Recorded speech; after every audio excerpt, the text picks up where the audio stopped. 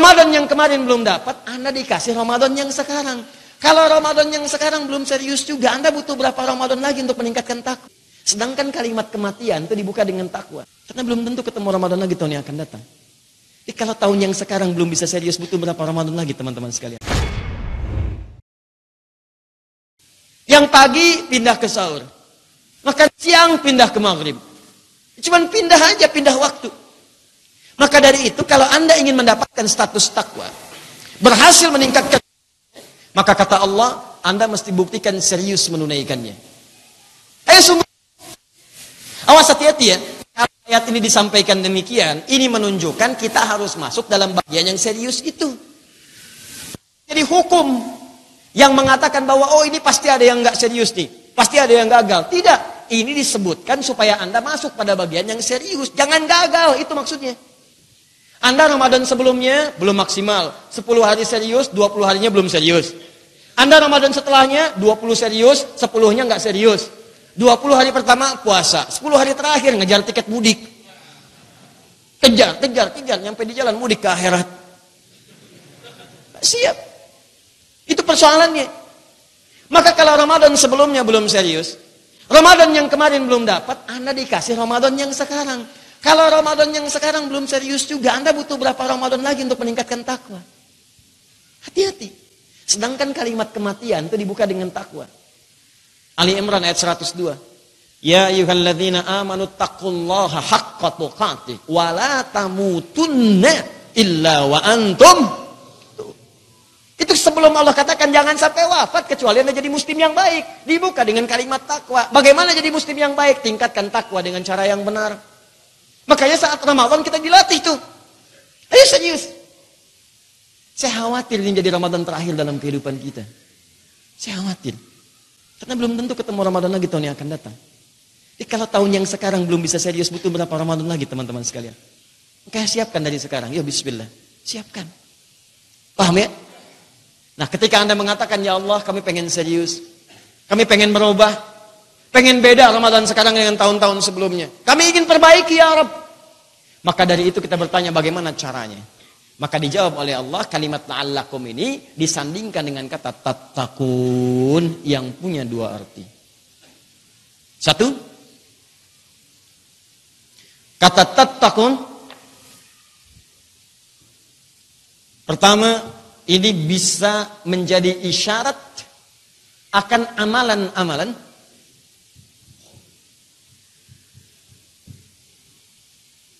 dan yang mesti dikerjakan,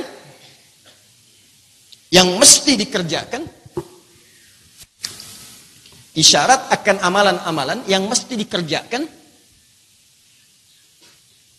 sebagai ujian kesungguhan kita dalam menunaikan puasa Ramadan. Sebagai ujian kesungguhan kita dalam menunaikan puasa Ramadan. Jadi kalau Anda bertanya begini, ya Allah kami pengen serius puasa, seperti apa seriusnya? Kami harus kerjain apa gitu? Kan tadi kata Allah kalian gak bisa meningkatkan takwa kecuali kalau serius puasanya. Sungguh-sungguh. Anda bertanya lagi, ya Allah bagaimana cara kami bersungguh-sungguh dalam mengisi Ramadan? Maka kata Allah dibuka dengan isyarat takwa. Kalau kalian pengen serius menunaikan puasa, maka tingkatkan takwamu kepadaku. Maka dilatih kata Allah, ayo keluarkan amalan-amalan takwa. Makanya sebelum masuk ke Ramadan, antum keluarkan dulu apa jenis amalan-amalan takwa dalam Al-Quran. Termasuk dalam keterangan Nabi yang sering dikerjakan oleh Nabi termasuk saat Ramadan untuk kita jadikan kurikulum saat masuk pada Ramadan nanti. Dikata Allah secara singkat, kalau Anda ingin masuk pada golongan takwa, serius. Bagaimana seriusnya ya Allah? Isyarat pertama, keluarkan amalan-amalan takwa. Kan sederhana. Kalau iman pengen kuat, keluarkan amalan-amalan penguat iman. Gitu kan? Kalau takwa ingin meningkat, keluarkan amalan-amalan peningkat takwa. Rumusnya kan gampang. Ya? Kalau Anda pengen dapat pulsa, isi pulsa. Kalau Anda lapar, datang ke rumah makan. Kalau haus, minum. Kalau pengen meningkatkan takwa, keluarkan amalan takwa. Pertanyaannya, Ustaz, apa itu amalan-amalan takwa yang bisa saya kerjakan saat Ramadan? Tidak disebutkan kalimat takwa dalam Al-Quran. Kecuali bersanding dengan amalan-amalan. Baik sifatnya menyendiri, taqi. Atau jama' muttaqin, atau muttaqun. Atau bentuk kata kerja yattaqun atau tattaqun. Kalimat takwa pertama dalam Al-Quran terdapat di Al-Baqarah ayat kedua Dan rincian amalannya di ayat ketiga sampai keempatnya. Kita turunkan 1 Quran surah kedua ayat 2 sampai dengan 4. Dzalikal kitabu la raiba fi hudal lil muttaqin. Kan tadi di ayat puasa la'allakum tattaqun, kamu puasa yang serius ya untuk bisa meningkatkan takwa. Anda bertanya bagaimana cara meningkatkannya? Kata Allah, keluarkan amalan-amalan takwa. Apa saja ya Allah? Amalan pertama, lihat orang takwa. Hudal lil muttaqin. Quran jangan diragukan memberi petunjuk pada orang takwa. Siapa orang takwa? Dia yang punya amalan-amalan berikut ini. Ayat 3-nya. Alladzina yu'minuna bil ghaib wa yuqimunas shalah. 1 salat. 1 salat. Saya tuliskan kalimat salatnya dengan tulisan di mushaf seperti ini kurang lebih. Ya, as-salat. Demikian. Harus seperti ini.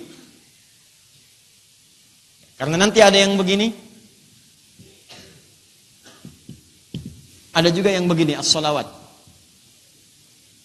Ya. Awas, fokus.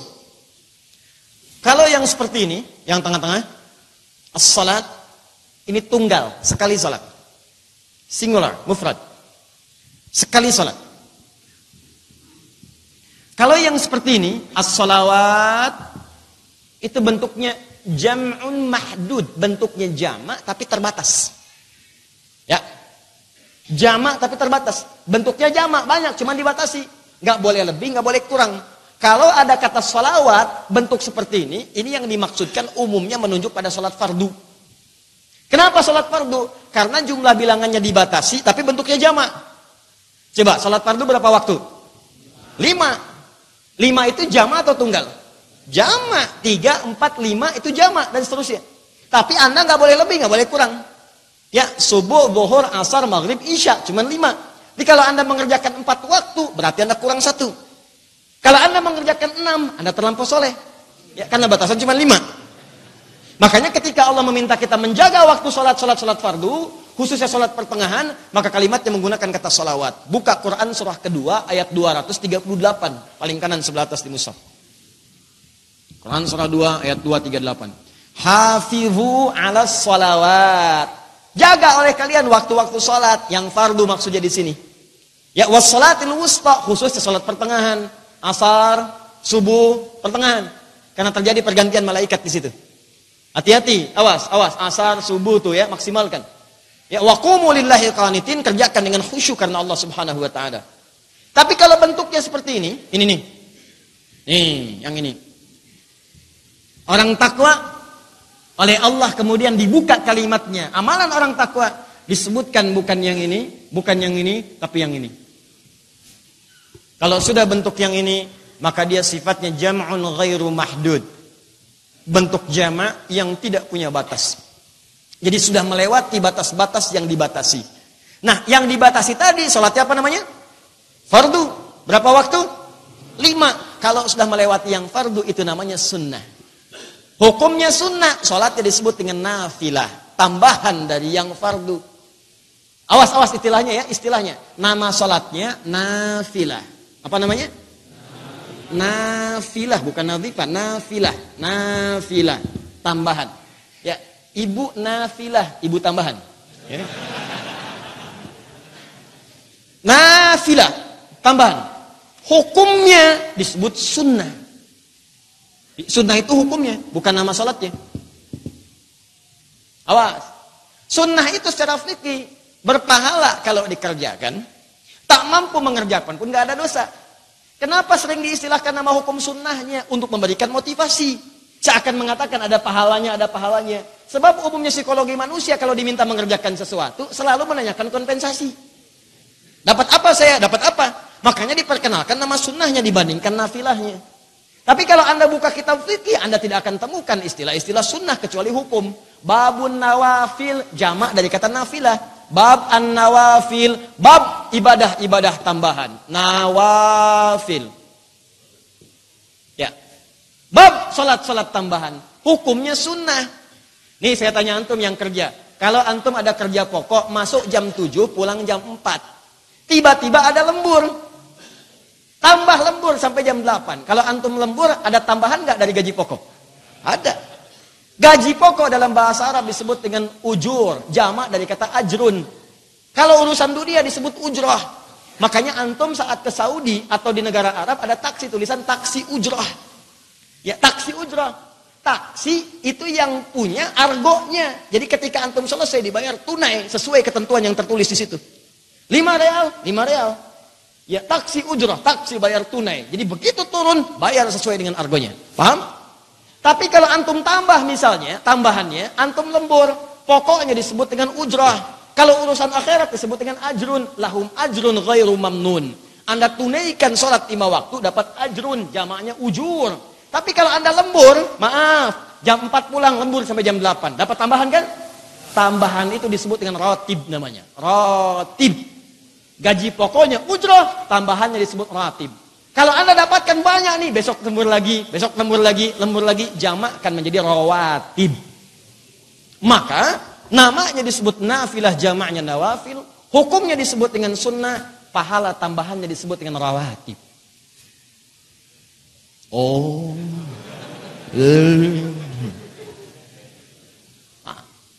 Ada juga terkait dengan urutan. Ada sholat-sholat sunnah hukumnya yang dikerjakan berurut dengan sholat fardu. Ada sebelum sholat fardu, ada setelah sholat fardu. Tertib. Urutannya disebut ratib, jamaknya rawatib. Jadi rawatib bisa dipahami dengan 2. 1, sholat sunnah yang bersanding dengan sholat fardu, imma sebelum atau setelah sholat fardu. Yang kedua, menunjukkan tambahan pahalanya. Jelas sampai sini? Nah, tapi yang penting untuk diketahui, perhatikan baik-baik, ciri khas orang takwa. Bukan sekedar mencukupkan sholatnya pada sholat-sholat fardu saja. Dia akan tambah dengan sholat-sholat melebihi yang fardunya. Sunnahnya. Maka apa rumusnya? Begitu antum akan masuk sholat Ramadan, bulan Ramadan. Begitu akan masuk bulan Ramadan, maka keluarkan untuk meningkatkan takwa ini amalan sholat-sholat selain sholat fardu. Yuk, ada sholat apa saja? Makanya Ramadan itu unik. Begitu Ramadan itu sholat sunnah yang jarang dikerjakan, dilatih oleh Allah, tingkatkan. Supaya memaksa antum tuh membiasakan diri jadi orang takwa. Kata Allah, saya pengen kalian terus mesti beda sebelum Ramadan dengan Ramadan. Ini yang nggak pernah tahajud, yang nggak pernah qiyamul lail, dipaksa mengerjakan sholat nawafil, sunnah. Tahajud kan disebut oleh Quran nafilah. Buka Quran surah 17 ayat 79, paling kiri sebelah atas. Gak ke tengah. Quran surah 17 ayat 79. Wa minal laili fatahajjad bih nafilatan lak. Di antara sementara malam, ayo bangun tunaikan tahajud. Nafilah, memang bukan fardu. Ini tambahan, cuman manfaatnya banyak. Sama saat Ramadan, karena kita pengen takwa, dipaksa oleh Allah, ditingkatkan. Yang biasanya sholat fardu saja, subuh sampai isya, sekarang tarawih. Ya tambah. Bukankah tarawih hukumnya sunnah? Ya. Tapi kan perasaannya lain kan? Kalau nggak tarawih seakan-akan gelisah kan? Kita itu dipaksa oleh Allah jadi orang takwa, orang takwa. Jadi begitu Allah minta antum tunaikan tarawih lewat lisan Nabi, bukan berarti ingin membebani antum, tapi ingin mengupdate status kita dari sekedar beriman menjadi orang takwa. Itu poinnya. Karena itu sebelum masuk ke Ramadan, saran saya, coba keluarkan semua jenis sholat sunat yang berhukum sunnah. Keluarkan semuanya, siang dan malamnya. Dari mulai rawatib, 4 sebelum zuhur, 2 setelah zuhur, kemudian 2 setelah maghrib, 2 setelah isya, 2 sebelum subuh. Ditambah yang mutlaknya, misalnya ada 4 sebelum asar. Ya, ada misalnya 2 sebelum isya. Tambahan salat di antara adzan dengan iqamah. Ada salat syuruk di At-Tirmidzi nomor hadis 589. Ada salat duha di hadis Muslim nomor hadis 724 sampai 729-nya. Ada salat misalnya wudu, sunnah wudu. Keluarkan semuanya. Manfaatkan saat Ramadan, antum kerjakan tuh. Buktikan kepada Allah, ya Allah, terima kasih engkau berikan kepercayaan saya hadir di Ramadan tahun ini. Saya akan tunjukkan saya serius mengerjakan Ramadan sekarang dibandingkan sebelumnya. Saya sudah punya jadwal. Insya Allah Ramadan besok saya sudah punya kurikulum untuk saya kerjakan. Allahu Akbar. Begitu masuk hari pertama, wah malam pertama mau taraweh, enak karena sudah punya catatannya. Antum tuh paham, besok bangun jam sekian karena saya nggak mau ketinggalan syuruk. Besok di kantor ada waktu jeda, saya duha. Besok begitu jeda sholatnya, ini jamnya akan disesuaikan saat Ramadan. Ada kesempatan datang ke masjid, saya kejar 4 rakaatnya. Kalau nggak mampu 2. Karena Anda sudah punya programnya, maka kegiatan Ramadan Anda akan teratur.